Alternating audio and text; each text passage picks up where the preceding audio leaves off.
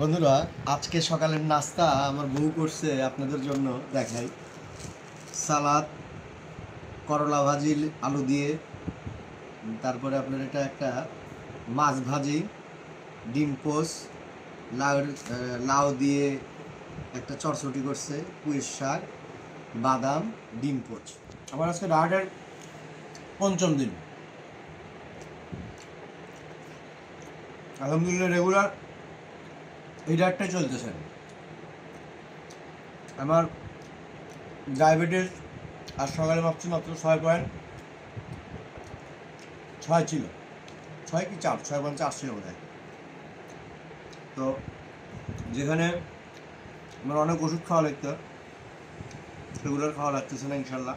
আমাদের খাবারের উপকারের মধ্যে কিন্তু তেল, মধু, তেলটা সরিষার তেল, ঘি আর পিঙ্ক সল্ট, মশলার পরিমাণ খুবই কম।